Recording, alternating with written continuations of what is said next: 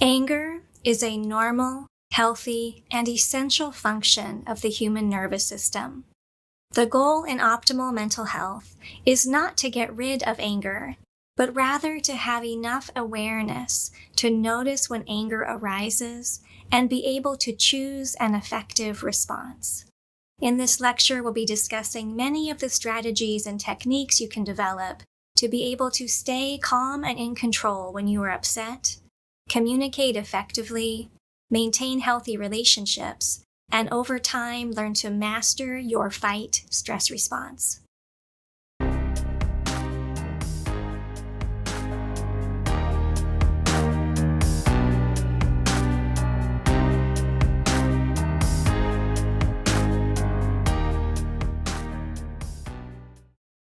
The first step to change an emotional pattern that's not serving you well is to begin to understand more about the physiology of that emotion.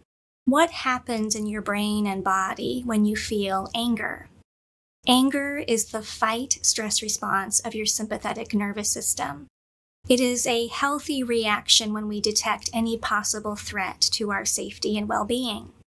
This stress response served us very well when we used to live more in the outdoors and had more threat with predatory animals. In this modern era, we often get angry mostly based on our perception, from thoughts and interpretation of things that we view as threatening to our self-identity or belief systems that are different from us, feeling slighted, insulted, criticized, or just feeling that we're not being treated well by another human being. So we have to learn to understand what anger is and our own unique pattern of anger. Anger is important, but it can be really overwhelming. It can kind of bulldoze us and make us not be able to think clearly, where we don't choose an effective response, but rather react impulsively. And typically, after we calm down and that momentary issue has passed, we often look back with regret. We often kind of do this palm to forehead of, why did I do that? Why did I get so upset? Why did I say such harsh words? Why did I hurt somebody that I really love and care about? This is really normal, and it's an important thing to contemplate and to realize that you do have the ability to change your relationship with anger and learn how to be aware when anger arises so that you can choose an intentional response. In my video on cognitive behavioral therapy, we talk a lot more about building awareness of automatic thoughts and choosing intentional behavior to self-regulate your stress response. So you may want to go back and reference that second video that I published. But today we'll talk about anger specifically because anger can look really different depending on the situation. I often like to think about anger as a surface level emotion. We often think that we are angry and are justified in our anger. How dare that person do that or say that thing? But very often, anger is what we feel on this more obvious surface level, when deeper underneath the surface is anxiety or a fear of not being good enough. So this can happen a lot with perfectionism anxiety, which is a really common human trait. On some level, most of us have a little bit of a fear. What if I'm not good enough and people realize that and then people don't like me? And that kind of relates, our best understanding of that universal fear relates to evolutionary biology. It used to be that if the tribe decided that you weren't worthy, that you were not pulling your own weight in the tribe, and you were cast out, your chances of survival were very minimal. And so deep within our biology is this fear of what if I'm not good enough? And people realize that, and they reject me. And so I see this pattern time and time again with children who get angry when things aren't going well for them. Angry about homework that is confusing to them. Angry about having to do a presentation. Angry about a test coming up. Even angry at a sibling. And very often if we can break down that fear, we'll realize that behind the anger or deeper layers beneath that surface level anger is actually anxiety. There's a worry, a fear of being criticized, put down, a fear of failure, a fear of our parents or teachers being disappointed in us. And so we have to sometimes dig a little bit deeper, and we have to question, what am I really angry about? And sometimes the way to do that is to ask yourself, well, I'm really angry about this work assignment. Why am I angry about it? Because it's so hard and it's so much work. And we'll say, okay, so that will take time and effort, but why is that really a problem causing anger? And if we break it down, we'll often realize that we have a worry that we can't handle it or that we won't perform well. And then that worry triggers that deep down anxiety about, am I good enough? And will people be disappointed in me? So it's good to be curious about any emotional pattern and to question, where is this really coming from? Very often parents get angry with their children, and I'm going to make another video very specifically to parents' anger responses and trying to self-regulate anger as a parent, but also navigate your children when they are angry. So that will be my next video. But parents often get triggered by their children. They get angry and kind of react in unpleasant ways toward their kids in tough moments. And really often beneath parental anger is also anxiety. It's a fear and a worry. What if I can't control my child's behavior? What if other people judge me as not being a competent parent? What if I'm failing my children? What if I'm letting them down? What if they're not going to be able to succeed in their futures? Parenting is just a scary job, and we worry that we're not doing it well. We worry about our kids. And so when we have a really tough moment interacting with our children, it's not uncommon that that stress builds up to a point of parental anger. So anger isn't one thing. It's not always the same for everybody. Sometimes we have truly been mistreated, and sometimes we're just stressed, overwhelmed, or anxious. Sometimes people are angry on a surface level of what they're showing in their behavior, but on a deeper level, they're dealing with depression. This is more common probably in men who come from a culture in which men are not encouraged to show much emotion. And so it's not uncommon that men who struggle with depression might present that emotional pain through angry behavior. So whatever might be the underlying psychology, we want to be curious when anger arises for us and to dig a little bit deeper into, why am I so upset by this? Why am I feeling so angry watching the news or seeing the bumper stickers on that person's car that kind of challenge my beliefs, or this person views the world in a different way than I do? We want to be curious. Where is this anger coming from? Why am I feeling angry right now? What are the deeper thoughts, fears, worries, or more vulnerable emotions that I'm not totally aware of in this moment?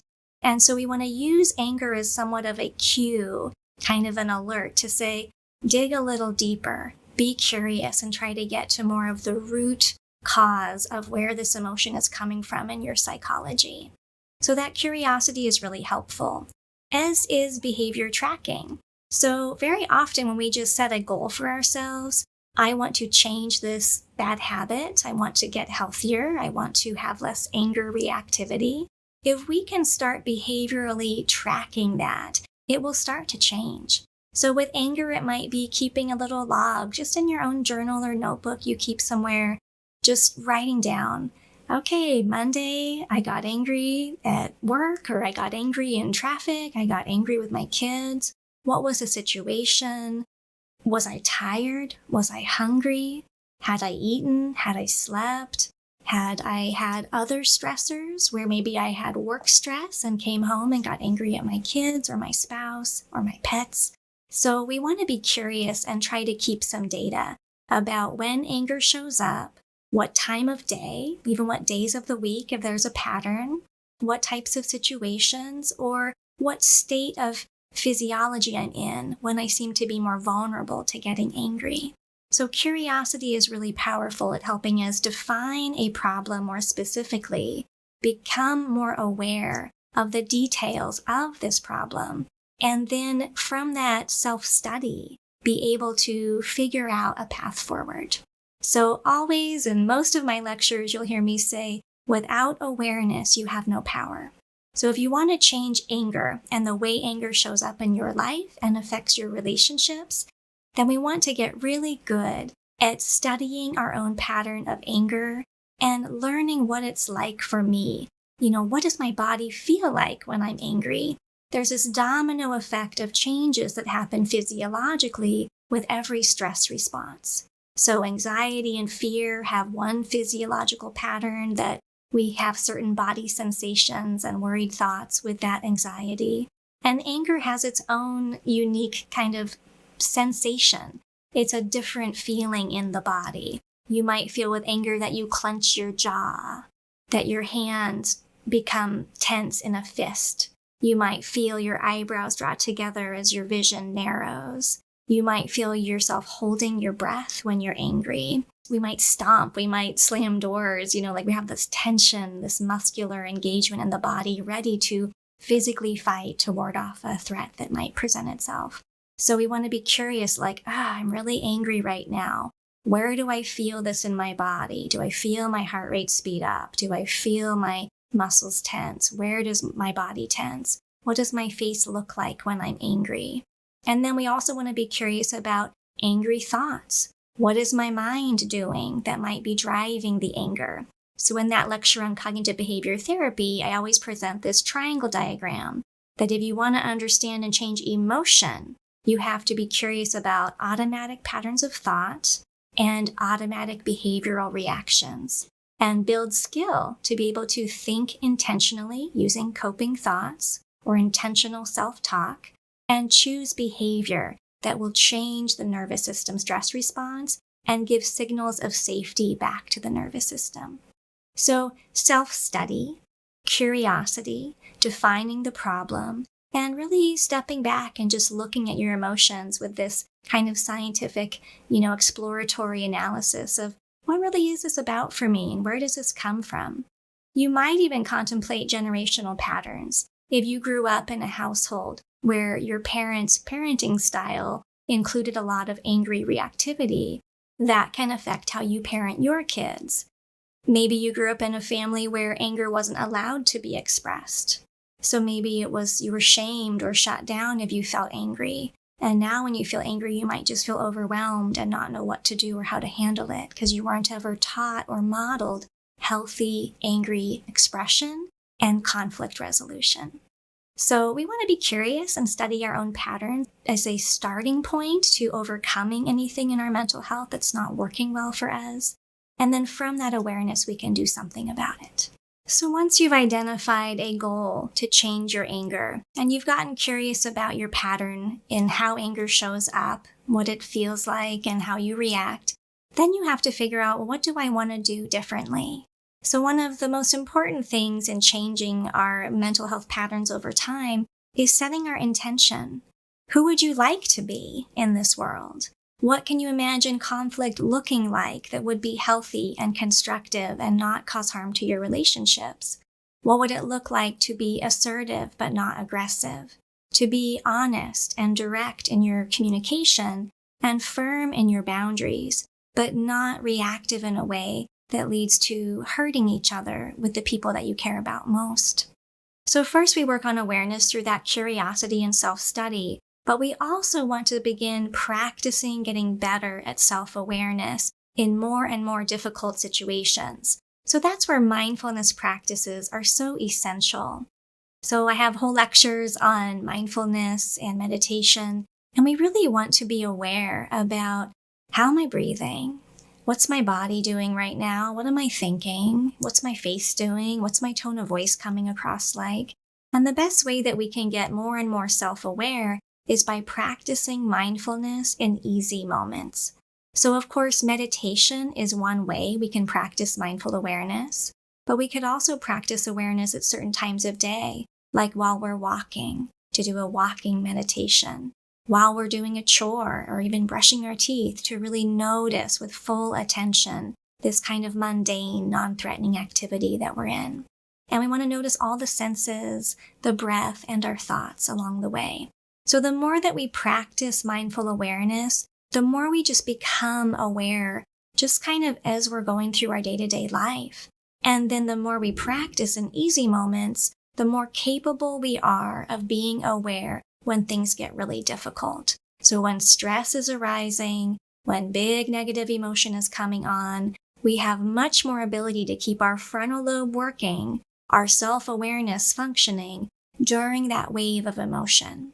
If we don't practice mindful awareness, it's really difficult to keep the kind of smart brain turned on. We tend to be impulsive, and most of the brain activity and actual blood flow of the brain going toward the limbic system in that fight, flight, stress response. So we want to practice pausing, breathing, so that we can think. So in the kids I work with, we call this PBTs, because most kids know about a PBJ sandwich. So we teach PBT to pause, breathe, and that's going to settle your stress response down enough so that you can use your smart brain and choose how to think through the problem.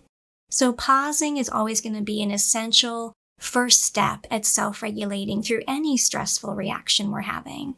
Learning how to just hesitate and be aware on purpose.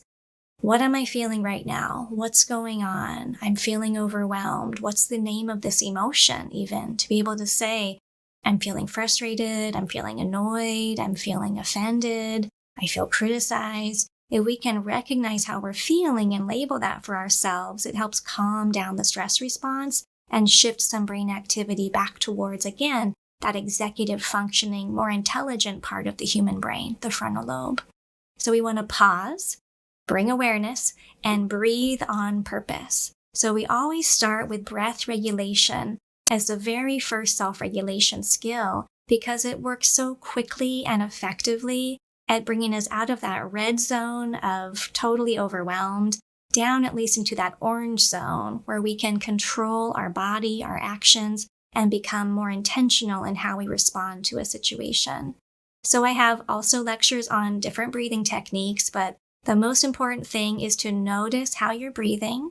With an anger, fight, stress response, you might find that you're hyperventilating, so breathing mouth to chest quickly. Or you might find that you're holding your breath and taking a choppy, irregular, non-rhythmic breath here and there. So we want to slow the breath down, breathe always in from nose to belly, and breathe out fully and slowly. So the most basic breathing technique I teach all the kids I work with is to breathe in, say, to a count of 3, and try to breathe out to a count of 5 or 6. So we call this a 1-to-2 breath ratio, in which we try to slow the exhale down to be nearly twice as long of the duration of the inhale. For some people, that might be a 4-8 breath. It might be a 2-4 breath for a younger child. It doesn't really matter as long as we're trying to slow the exhale and find a rhythm with the breath. So we breathe in from nose to belly. When we bring the breath low in the lungs, those lower lobes of the lungs help trigger our safety cue to the brain. The brain kind of knows if you're startled, if there's true danger, you're going to go, and then breathe, mouth to chest, up and down in danger. So if you can choose to breathe nose to belly and use those lower lobes of the lungs and use the diaphragm to move the breath, the brain interprets that as evidence that in this moment you are physically safe. If you were in danger, you couldn't breathe that way. So we want to learn to breathe through the nose, relax the belly, feel the belly rise and fall with the breath. And we want to learn to breathe in, pause, breathe out slowly, and pause. So there's different breathing counts that include this slight breath retention. So box breathing is most popular, which is a 4-4-4-4 breath. Inhale, pause, exhale, pause. There's also a breathing technique called a 4-7-8. I'd probably recommend more like a 4-2-6-2. So we can play with our own ideal self-regulating breathing technique and find a count or a pacing or a technique that works well for us.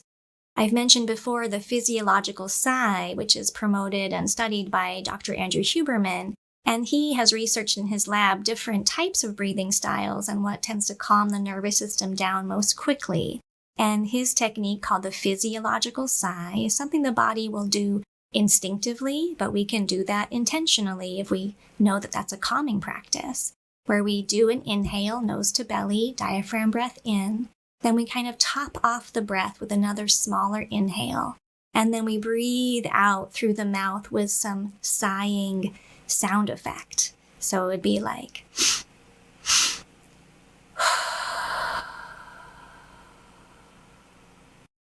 So inhale, nose to belly. Inhale just a little bit more air. And then a nice slow exhale to release the breath through the mouth with that sighing little bit of a sound effect, which you'll find your body doing here and there. Sometimes, you're with somebody and they just have this big sigh, just unconsciously. They don't even know they did it. And we'll tend to go like, are you okay? Like, what's wrong? So it's their body trying to regulate some stress that they're feeling in that moment. So we want to pause, bring some awareness on purpose, regulate the breath on purpose so that we can think through the problem we're dealing with. If we don't hesitate and we don't choose how to breathe, we're just in an impulsive reaction. We're not going to be able to think as intelligently about what to say or how to say it or how to take care of our needs in that tough moment. So pause and breathe so that you can think. So that gets us to our cognitive therapy practices of building awareness of our automatic negative thought patterns and learning how to teach our brain new ways of thinking about things. So be curious when you feel angry, and maybe you get angry driving in your car a lot. Notice how your brain has automatic negative thoughts. Where does your road rage come from? Are you criticizing, judging people, making assumptions, thinking people are really trying to mess with you, cut you off, kind of mistreat you out there on the road? Typically, that's not the case. Typically, people just make some mistakes in driving. And yet we react in these ways as if it was a personal slight, as if they really were malicious in their intention when they did that thing on the road that made us have to slow down just a bit. So we want to be aware, when I get angry in this situation, what are the thoughts behind that anger? And is it worth it to think about this in that way? Is it even true? Is it even rational? And realizing that not everybody is angry in that same scenario, there's a different way to handle it. There's a different way to perceive that type of situation. So just realizing that you do have choices in how you think about things can really be life-changing. So you might think about somebody that you admire and who tends to keep their cool and be calm and be kind. And you might ask yourself, I wonder how, say, your grandma handles situations like that. Why is she able to stay in this place of a calm, loving energy, even when things like this might happen to her? And we want to try to encourage ourselves to think in that similar way. There's even that cue of what would Jesus do, which is really just a cue to be kind. Jesus taught kindness and compassion towards others. So that cue is, can I just choose kindness? The Dalai Lama has that beautiful quote. He says, "My religion is simple. My religion is kindness." And so even that cue of saying, I'm reacting here in a way that's kind of hateful and judgmental, making assumptions about other people. And what would it sound like to choose kindness? So maybe it's even with a bit of humor, like, go ahead, red car in front of me, and just cut right in. You're welcome. And maybe we can have a little bit of humor and smile and laugh about it and just let it go. Acceptance is really powerful in coping with all stress in life, all negative emotion. Maya Angelou says, if you don't like something, change it. If you can't change it, change the way you think about it. So how are you thinking about these situations that are probably out of your control, things that you can't change in life? We can't really control other people's actions. We can't really make other people do the right thing all the time. Maybe their perception of what is the right thing is different from ours. And realizing that they're doing the best they can with the knowledge and skills they have. I'm doing the best I can. We both are more similar than we are different. And even though I'm frustrated, I don't have to be hateful. I don't have to go into anger or rage. And I can just accept that, okay, I had to put my brakes on for a bit and slow down here. Or this person's perception is different than mine. They just see things in a different way based on their life experiences, the news they watch, the news they read, the people they hang out with. And can I learn to have acceptance that human diversity is not only important for the success and survival of our species, but also a beautiful part of life, that we aren't all the same and we're not just robots, that we're all doing our best in this complicated human life, and we can learn to appreciate each other and accept our differences. So gratitude is a powerful practice. It changes you. Learning how to pause and be grateful when you're in conflict with somebody is really important. So parents and children, it's very easy to take our kids for granted. It's very easy for children to take their parents for granted. And if we can learn in a moment of anger or conflict to just pause and open our heart to realizing that we're lucky to have this person, that we don't want to cause them harm or hurt them, it changes our ability to self-regulate through the emotional stress or conflict. It informs the way we might communicate and be assertive, but not aggressive, to be honest, but not hurtful, to be firm, but not angry and out of control in how we show our emotion. So gratitude, acceptance, those two things are really helpful in navigating anger when it comes to dealing with other people. Another really important cognitive technique or skill to build is around compassion. Compassion changes us when we learn to have self-compassion and learn to love and accept ourselves, even though we have our winning moments and our failing moments, our strengths and our weaknesses. We are imperfect inherently, but we can learn to love and accept ourselves fully, even when we make mistakes. And in conflict or in a tough moment of stress, if we can learn to be kind to ourselves and also realize that we can still love and accept the other person, even if we're frustrated with them, we're going to handle things much better. So I'm a huge fan of practicing on purpose, compassion for myself, compassion for other people, and then especially trying to have compassion for people who I find upsetting. This is a practice called loving kindness meditation, or metta. It's a practice documented over 2,500 years ago. And it really is a simple meditation or cognitive kind of exercise in which you wish for yourself to be happy, to be healthy, to be peaceful and safe. And you wish that for the people you love. You wish that for the larger community that you're a part of, that you depend on. And then you go this really challenging next step, and you wish for the people who challenge you or upset you. You wish for them also to be happy, healthy, peaceful, and safe. Boy, you can find yourself just kind of up in arms and feeling really outraged. And if you can just open your heart and soften and kind of let that guard down and realize that you're feeling angry because on some level there's a sense of threat, then that loving kindness meditation can really bring you into a different place. And I'm sure if we had you hooked up to biofeedback machines, we'd see your physiology change. We'd see your stress response calm. We'd see your relaxation response increase.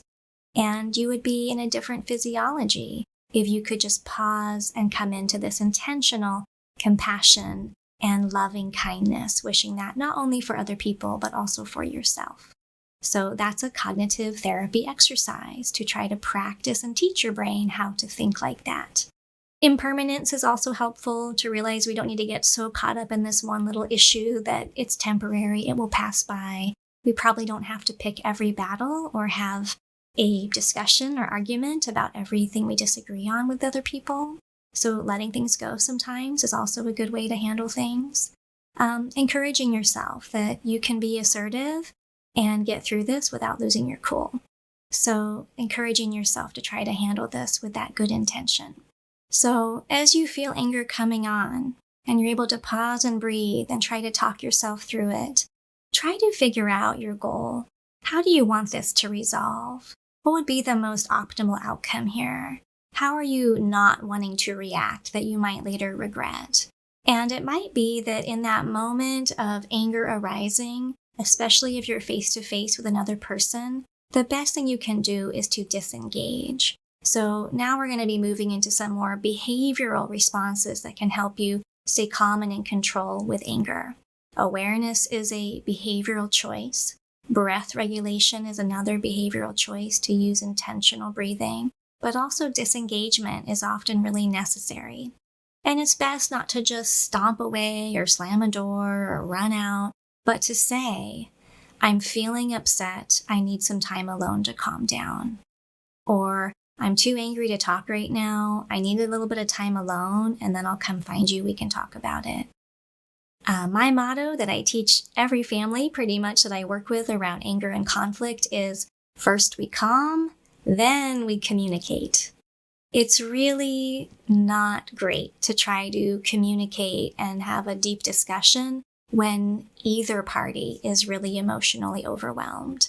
Again, when we're very upset, especially with anger, if we feel enraged, our smart brain is not physically working at full capacity. We've lost blood flow and function to the frontal lobe. And so we need to first self-regulate to come out of that red zone, to be in a physiology in which we can access our intelligent brain, which is where our communication skills live. So it is okay to have an agreement in your relationships and your family. If either one of us is really emotionally overwhelmed, really angry, we won't force the conversation. We will be patient enough to walk away, take just a few minutes, hopefully use these calming down skills like breathing and relaxing your face and your body in order to be able to figure out what do I need to say to handle the conflict that I'm in. I teach in my best kind of simplified version of nonviolent communication. I teach to use these basic cues of I feel and I need. So that's a really important thing to teach your children or to talk about with your partner. When we're upset with each other, instead of saying you always this, you never that, you should, you shouldn't, we'll try to say I am feeling upset because, I am feeling frustrated because, and I need this from you.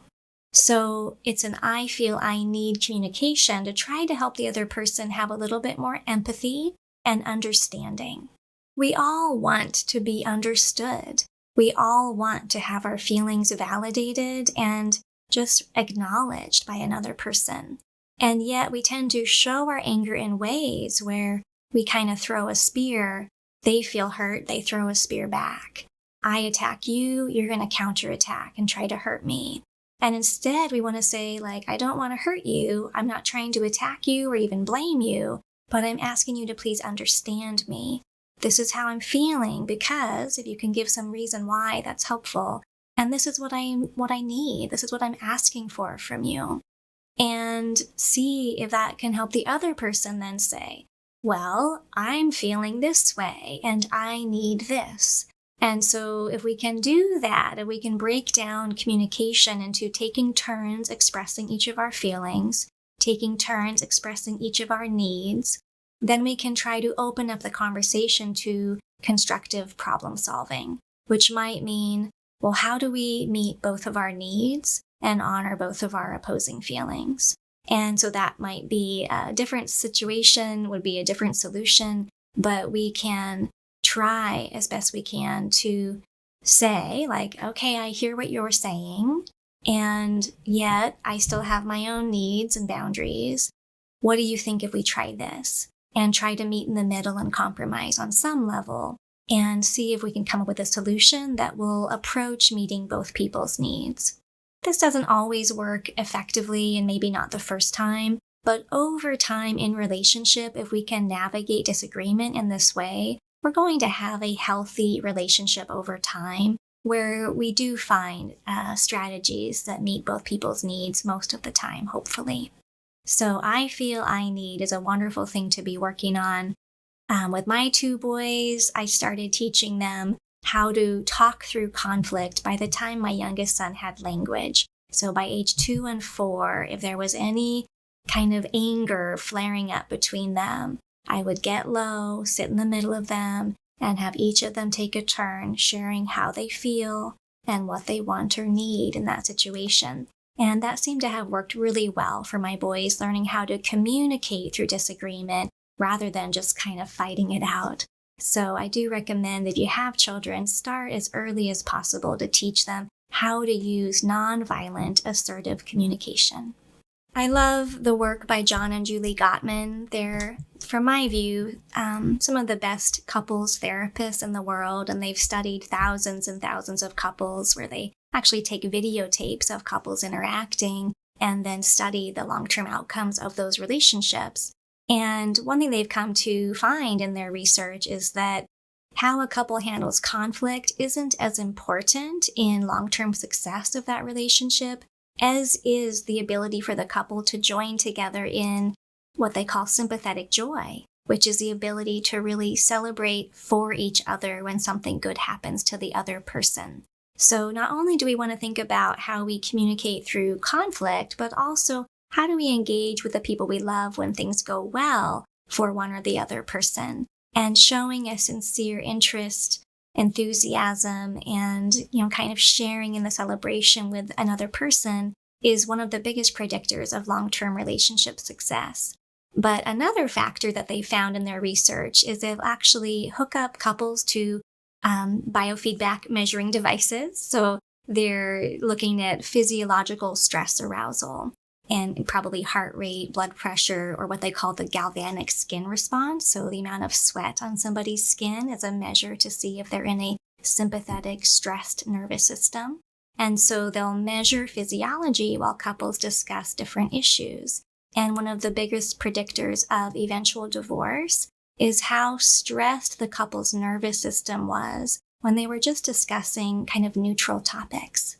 So not even in conflict, not over hot issues, but when they're just interacting with each other, the amount of physiological stress response was a predictor of that couple later going through divorce.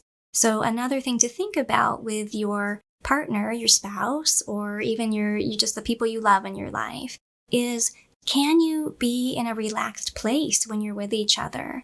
Can you make loving eye contact? Can you try to smile at each other often? Can you be aware of how you're breathing when you're with that person? Can you try to enjoy just a loving hug, whether it's hello in the morning or good night, to practice being in relationship with each other and having calm physical bodies. It's really great if you have a partner you can go on a walk with or practice yoga with or meditation together, but on purpose, trying to be together and be happy and relaxed and calm are really great skills to help a relationship be healthy. And I had a quote from Julie Gottman that I thought was really nice I wanted to share. Kindness doesn't mean that we don't express our anger, but the kindness informs how we choose to express the anger. You can throw spears to cause hurt, or you can explain why you're hurt and angry, and that's the kinder path. So that relates to this nonviolent communication of why. Why am I angry? How do I feel and what do I need? And trying to help the other person understand that rather than accusing them or blaming them and making assumptions that they may not agree with. So we don't have to throw spears to be assertive. In fact, we want to do the opposite. We want to kind of put the guard down and say, please understand me. I'm not here to hurt you, but I do need you to understand how I feel, what I need, and what my boundaries are. So we're trying to teach assertiveness, not aggressiveness, how to be firm and honest, but not hostile and not hurtful in how we communicate with each other. So these are some of our goals in managing anger and conflict in relationships. Sometimes, despite our best intentions to avoid conflict and not get angry, sometimes things will erupt and we'll have a painful encounter with somebody that we care about. If that happens, and it will, even with the people that have worked so much on their own stress management or communication skills, sometimes things just don't go well. It's so important afterwards to have a repair conversation. So it's really unhealthy to have conflict with somebody and then just walk away from it and try to pretend like it never happened.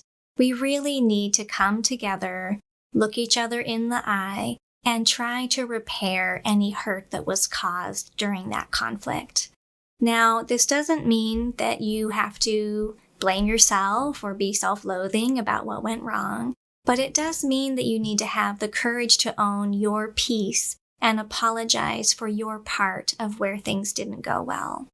So this doesn't mean that it was your fault, but it does mean that you are partly responsible for something blowing up to a place that was hurtful for both people.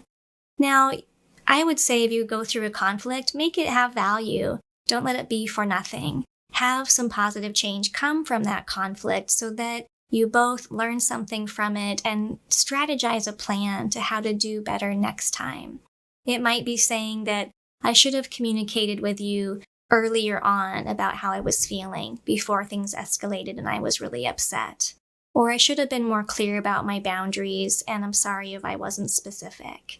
So we can always recognize, I could have done better to prevent this conflict from happening by being more assertive and direct and consistent or honest before things were moving into anger. It might have been that I should have walked away. When I was feeling upset, I should have just taken some time to calm myself down before I brought up this issue with you. It might be that we recognize that we kind of flipped our lid, that we got really aggressive in our anger, and to say, I'm sorry I didn't handle my anger well.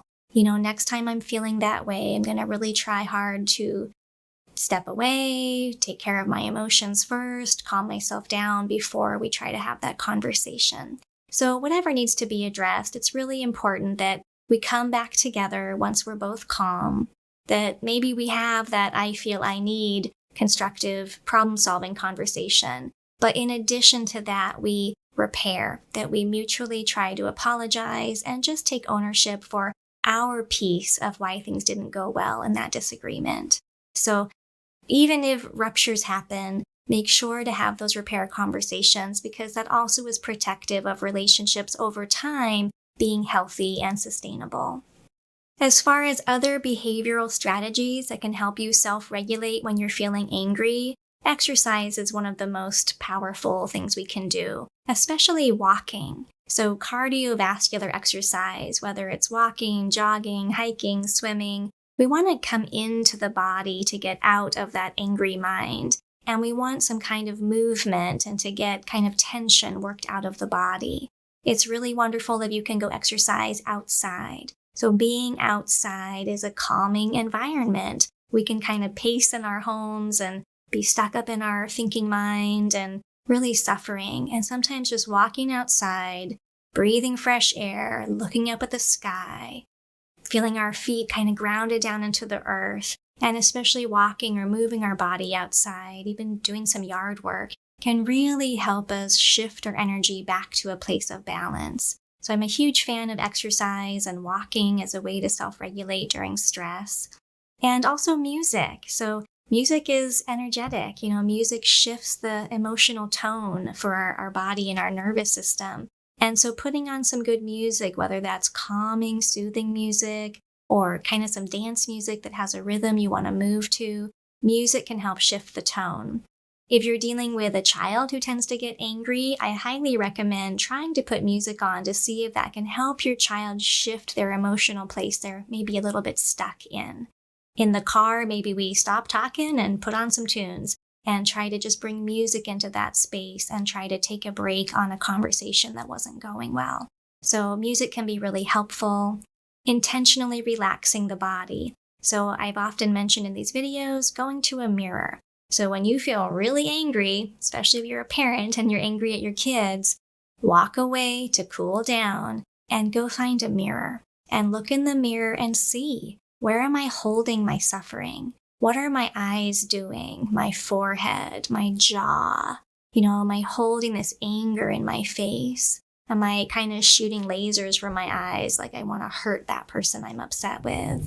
Are your hands clenched into fists? Are your shoulders tight to your ears? Are you in self-protection with your arms kind of just, wanting to protect into this vital region of the body?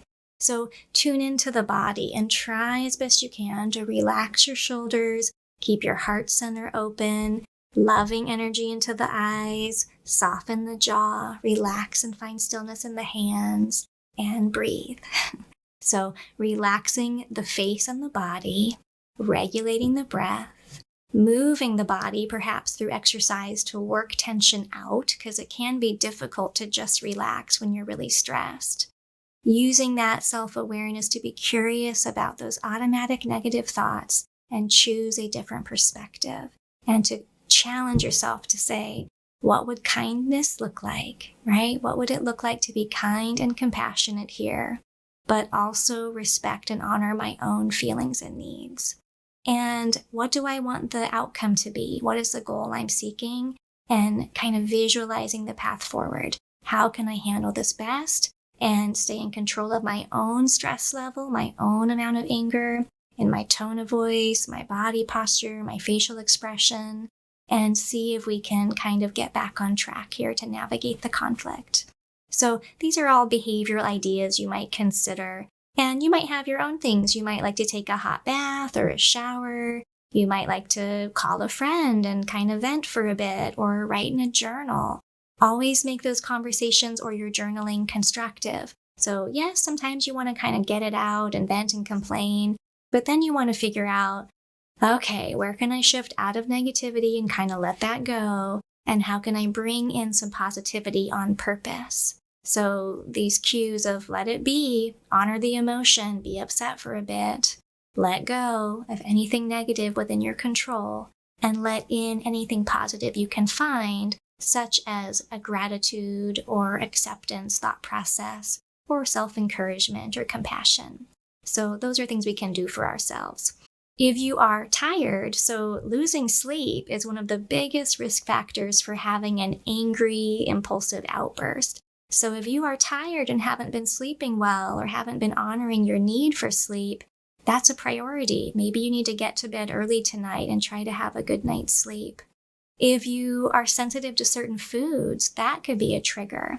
So some people that are gluten sensitive, so wheat can be a trigger for not only gut health issues and systemic inflammation, but wheat can also trigger anger in some people. And any food allergy can do that. So pay attention, right? You might even keep a food log along with your emotional data tracking to figure out if I eat, a lot of sugar and I have a blood sugar spike and crash, am I more likely to have anger and conflict?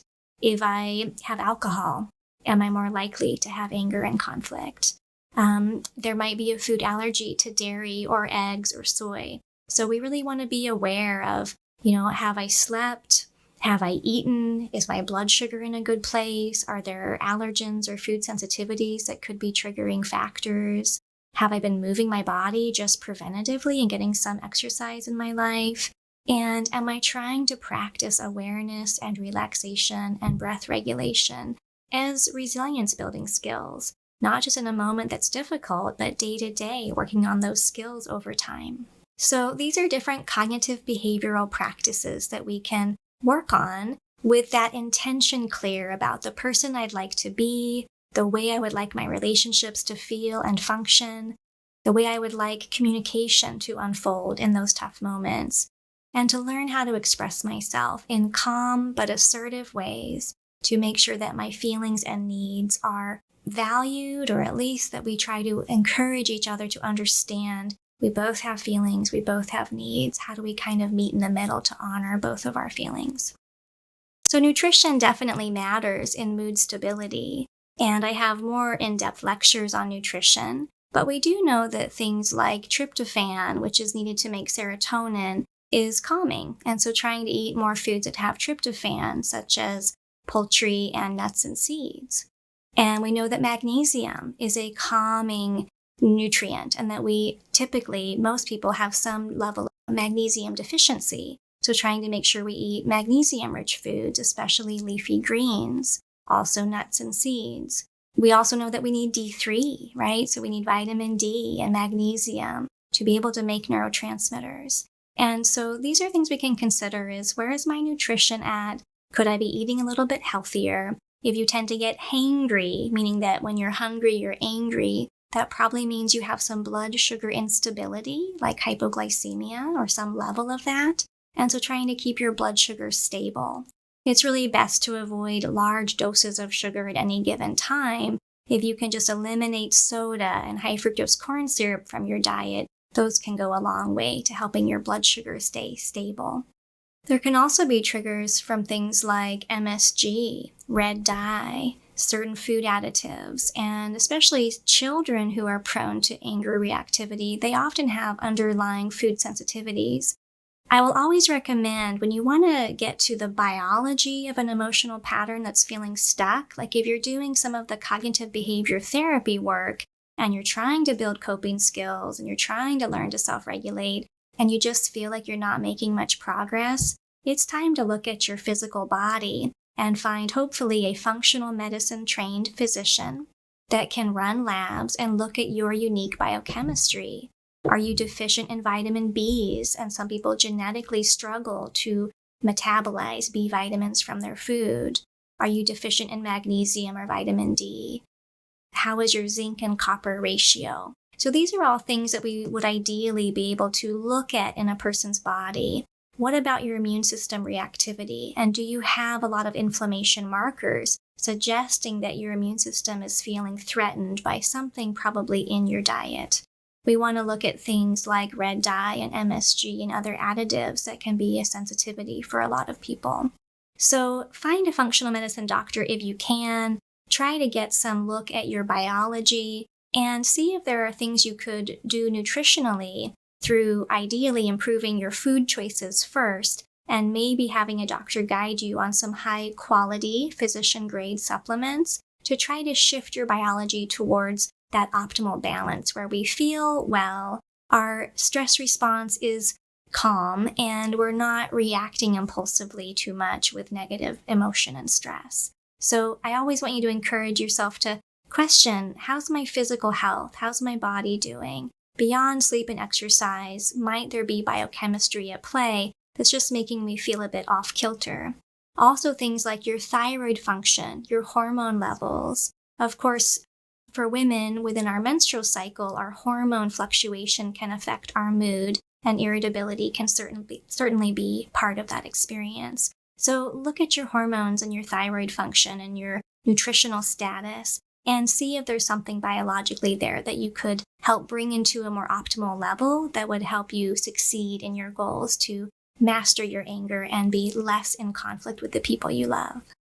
There could be more significant issues going on if you're experiencing very severe levels of anger. This would be commonly found in people that have a traumatic brain injury. If that's the case, you really want to be working with somebody that can help you work on healing your brain through key nutrients like omega-3 fatty acids, but also possibly something like neurofeedback. Also, hyperbaric oxygen can be useful.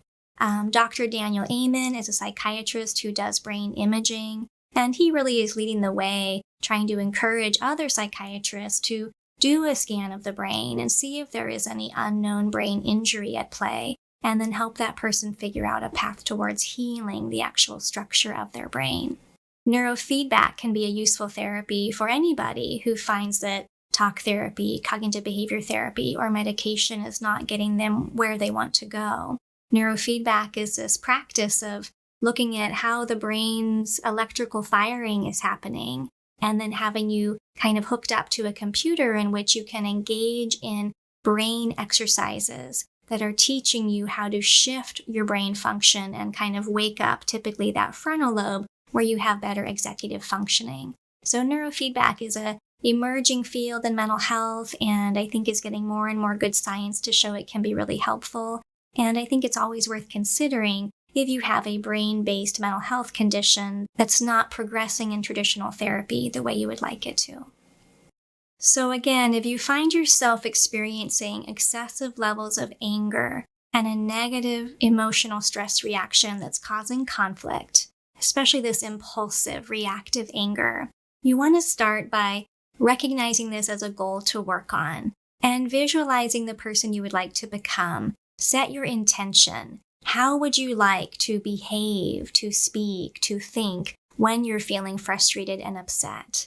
How would you like to navigate conflict with the goal of seeing that you could have a maybe difficult conversation, but without it escalating into yelling and hurtful words? Can you imagine the person you'd like to become over time?